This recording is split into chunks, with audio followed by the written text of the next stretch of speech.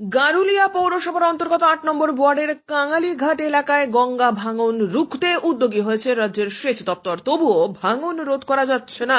কাঙালিঘাট এলাকায় রাজ্য সরকারের তরফ থেকে ১,৫০,০০,০০০ টাকা অনুদান দিয়ে কাজ শুরু করার কথা বলেছিলেন রাজ্যের সেচ মন্ত্রী পার্থ ভৌমিক। শুরু হয়েছে কাজ, কিন্তু তার মধ্যেই আরো বেড়েছে বিপত্তি।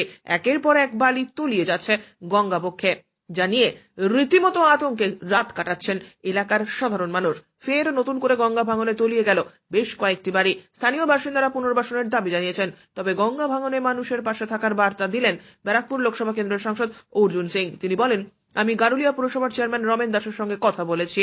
ওই এলাকায় 25 জনকে নতুন করে পুনর্বাসন দেওয়ার ব্যবস্থা করে দেওয়া হচ্ছে।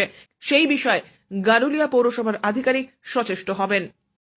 আজকে অনেকগুলো বাড়ি ভেঙে পড়ে গেছে, না, আমি আর চেয়ারম্যান আর ওখানকার যে সিআইসি পিডব্লিউডি তার সঙ্গে আমরা মিটিং করলাম। আমি ওদেরকে বুঝিয়ে দিলাম কিভাবে টাকা আমরা দিতে পারি।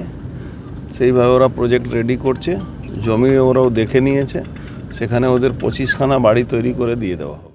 জগদ্দল থেকে হিমাদ্রি শেখর ভট্টের প্রতিবেদন, চ্যানেল 24/7।